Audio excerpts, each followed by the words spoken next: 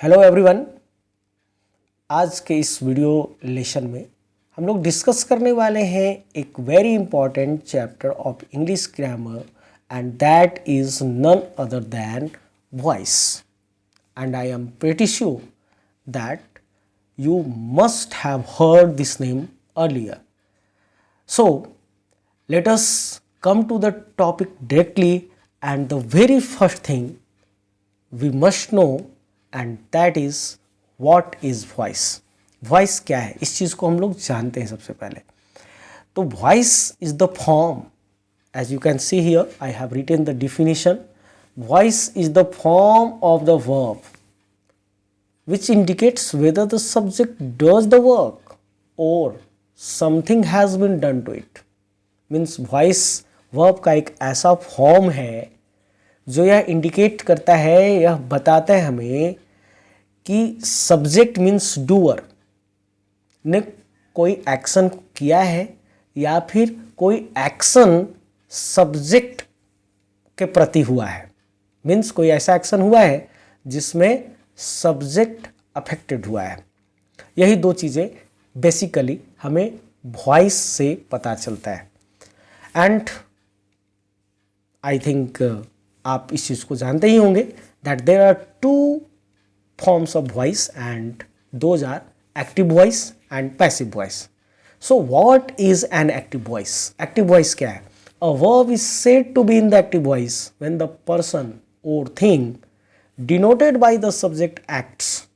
Means कोई verb को active voice में तब कहा जाता है जब कोई व्यक्ति या वस्तु जो सब्जेक्ट के द्वारा डिनोट होता है। मीन्स सब्जेक्ट जो कोई व्यक्ति हो सकता है या कोई व्यक्ति वस्तु हो सकता है या कोई व्यक्ति हो सकता है, और वो व्यक्ति या वस्तु जो सेंटेंस में सब्जेक्ट होता है हमारा, और वह जब कोई एक्ट करता है, कोई एक्शन करता है, तो वो एक्टिव वॉइस पे होता है। इन अदर वर्ड अगर हम कहें तो when the subject of a sentence is the doer और एक्टर।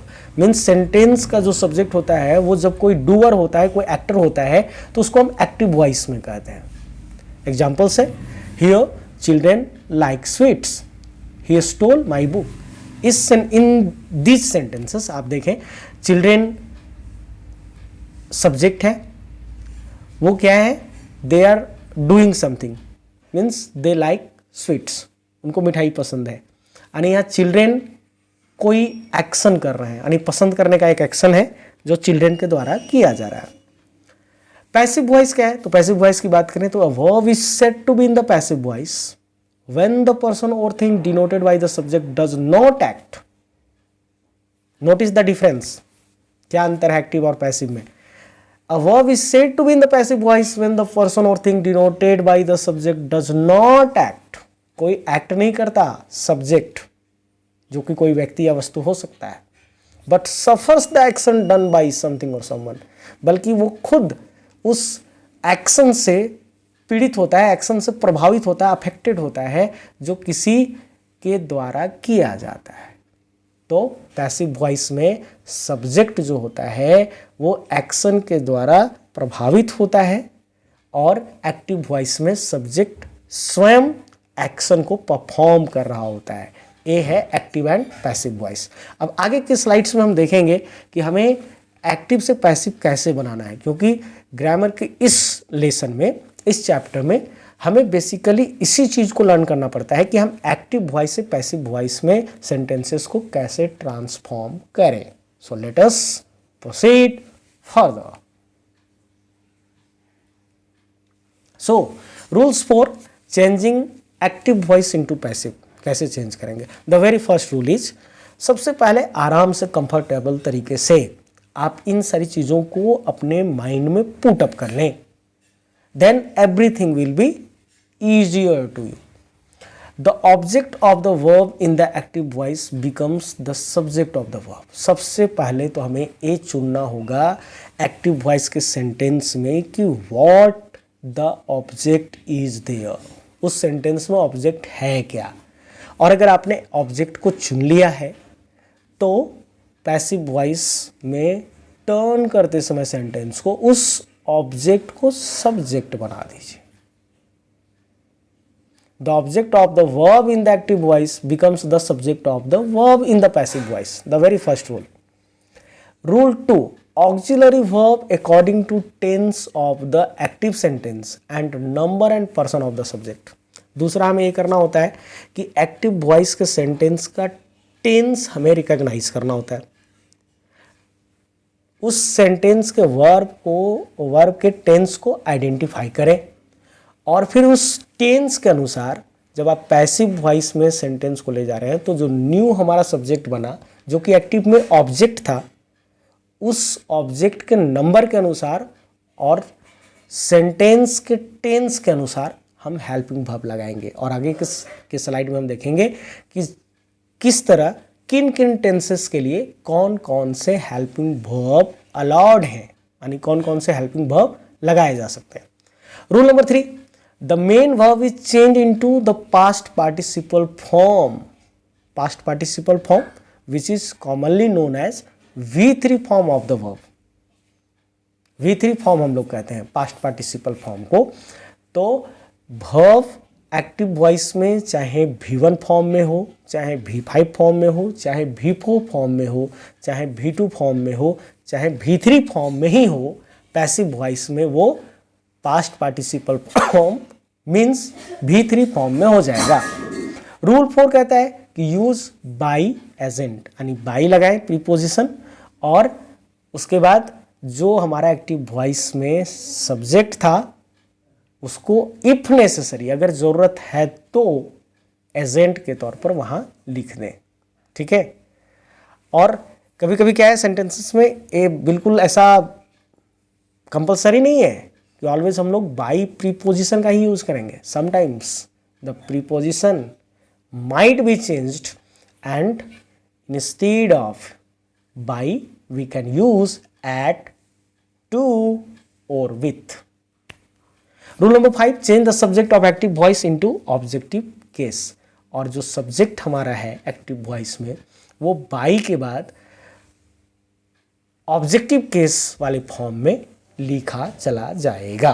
तो ये सारे हमारे जनरल रूल्स हैं एक्टिव से पैसिव वॉइस में चेंज करने के लिए। Let us see what is further. So here, यहाँ आपके इस स्लाइड में आप देखेंगे कि आपको एक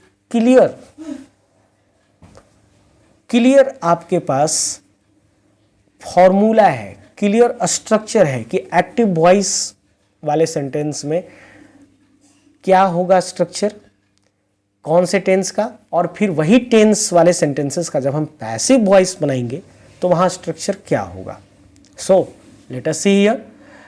फॉर एग्जांपल, अगर सिंपल प्रेजेंट टेंस का सेंटेंस हमारा एक्टिव वॉइस में है तो एक्टिव वॉइस का उसका स्ट्रक्चर जैसा कि आपने टेंस में लर्न कर लिया है, लेकिन for your revision sake I have written those things here again. So what will be the structure here, subject होगा प्लस V1 और V5 होगा प्लस ऑब्जेक्ट होगा। For example, we respect our elders.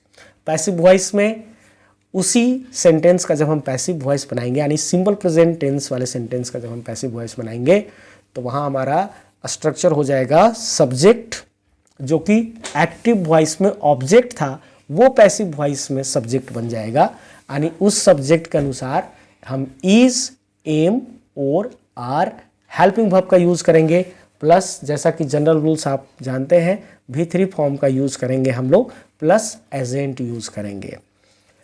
So here we can see the example, we respect our elders जो हमारा active voice का sentence में था उसका पैसिव वॉइस हो जाएगा elders are respected by us, and here we have to notice all those rules which we have read in previous slide.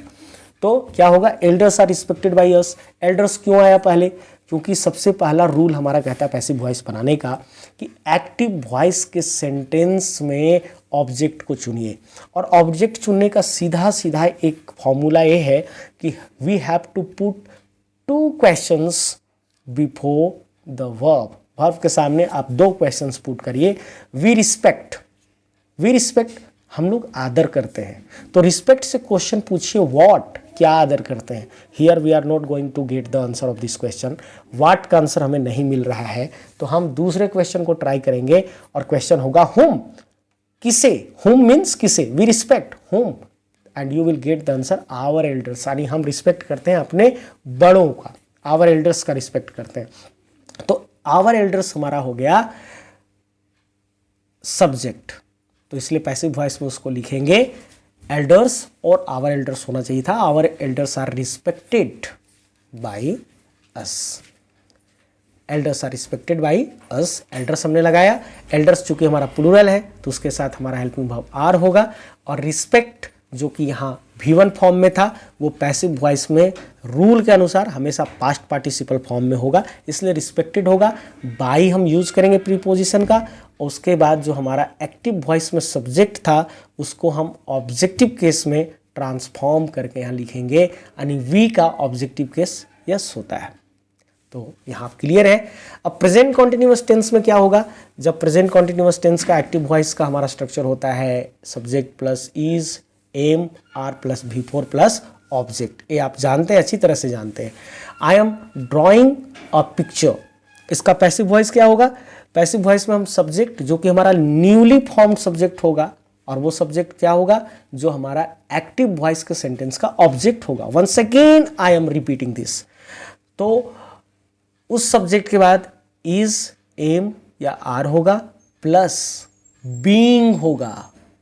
Notice the difference here, simple present tense का passive voice में is, am, are के बाद being नहीं था, लेकिन present continuous tense के passive voice में is, am, are के बाद बीइंग लगेगा प्लस V3 लगेगा, और बाकी बाई एजेंट यहाँ भी लगेगा। प्रेजेंट परफेक्ट टेंस की हम बात करें तो सब्जेक्ट प्लस हैज और have plus V3 plus object, ये स्ट्रक्चर होता है एक्टिव वॉइस का। प्रेजेंट परफेक्ट टेंस में सब्जेक्ट प्लस हैज, हैव, ये होता है हमारा एक्टिव वॉइस का स्ट्रक्चर, जिसको हम जब पैसिव वॉइस में ले जाते हैं तो बनेगा subject. Once again I repeat here कि सब्जेक्ट फिर क्या हो जाएगा कि सब्जेक्ट हमारा हो जाएगा जो एक्टिव वॉइस का ऑब्जेक्ट है, वही हमारा पैसिव वॉइस का सब्जेक्ट बनेगा। तो सब्जेक्ट के बाद हम लगाएंगे हैज और हैव प्लस बीन लगाएंगे। यहाँ बीन आया, a new thing comes here, been plus V3 जिसको हम पास्ट पार्टिसिपल फॉर्म कहते हैं, V3 को हम पास्ट पार्टिसिपल फॉर्म कहते हैं। उसके बाद बाई और एजेंट लगाएंगे। For example someone has stolen my watch, इसका पैसिव वॉइस होगा my watch has been stolen. अब यहाँ आप कहेंगे कि बाई समवन नहीं लगाया गया, बाई समवन इसलिए नहीं लगाया गया क्योंकि ये आवश्यक नहीं है कि हमेशा बाई एजेंट हम लगाएं। अगर बाई एजेंट के प्रयोग के बिना ही हमारे सेंटेंस का मीनिंग क्लियर है, then we don't need to use by agent always. आवश्यकता नहीं है हमेशा यूज करने की। अब यहाँ सोचें कि घड़ी चोरी की गई है, तो किसी के द्वारा लिखने की क्या ज़रूरत है या कहने की क्या ज़रूरत है, कोई तो होगा ही जिसने चोरी किया है। तो it is quite obvious, quite clear that कोई ना कोई चुराया ही होगा। इसलिए बाई एजेंट को हमें कहने की और लिखने की आवश्यकता नहीं है, बिना लिखे और बिना कहे ही वह बात हमारा स्पष्ट है। तो यहाँ आप एक चीज़ और नोट कर लें कि बाई एजेंट का यूज़ हमें तब नहीं करना है या करने की आवश्यकता हमारे साथ नहीं होती जब हमारा एजेंट क्लियर होता है, स्पष्ट ही होता है। ठीक है, तो सिंपल पास्ट टेंस का हमारा एक्टिव वॉइस क्या होता है, एक्टिव वॉइस में उसमें स्ट्रक्चर होता है subject plus V2 plus object. Passive voice में वही हो जाता है सब्जेक्ट प्लस वॉज और were plus V3 plus by agent. For example Binay killed the snake will be changed into passive as the snake was killed by Binay। Past continuous tense का भी वही हाल है। पास्ट कंटिन्यूअस टेंस को हम कैसे change करेंगे, तो past continuous tense को हम चेंज करेंगे कि पास्ट कंटिन्यूअस टेंस का हमारा जो होगा चेंजिंग वो भी उसी तरह होगा। एक्टिव वॉइस में होता है सब्जेक्ट प्लस वॉज और were plus V4 plus object. Passive voice में होगा सब्जेक्ट प्लस वॉज और वेयर प्लस बीइंग। जैसे प्रेजेंट कंटिन्यूअस टेंस में helping verb is am are के बाद बीइंग लगा था, पास्ट कंटिन्यूअस टेंस का पैसिव फॉर्म में भी वॉज और वेयर के बाद BEING लगेगा। यही चीज़ आपको नोटिस कर लेना है कि सिमिलरिटीज़ क्या है एंड डिफरेंसेस क्या है, मतलब कहाँ कहाँ कौन सी समानताएं हैं और कहाँ कहाँ कौन सा अंतर है सेंटेंसेस में। अगर हम इस बात को नोटिस कर लें तो everything will be easy for us. Past perfect tense में subject plus had plus V3 plus object होता है एक्टिव वॉइस में। पैसिव वॉइस में subject plus had plus been plus V3 plus object होता है। For example, we had not done our homework, we had not done our homework, इसका passive voice होगा our homework had not been done by us. तो आगे के slide में हम देखेंगे कि पैसिव वॉइस कुछ विशेष तरह के सेंटेंसेस के जैसे इंपेरेटिव सेंटेंसेस का क्या होगा, और भी दूसरे तरह के सेंटेंसेस जैसे मॉडल वर्ब्स वाले सेंटेंसेस का क्या होगा, और भी दूसरे तरह के सेंटेंसेस जैसे इन्फिनिटिव वाले सेंटेंसेस का क्या होगा, डबल ऑब्जेक्ट्स वाले एक्टिव वॉइस वाले सेंटेंसेस का पैसिव वॉइस क्या होगा। So I stop here and in the next video we shall discuss about the further rules of voices. Thank you very much.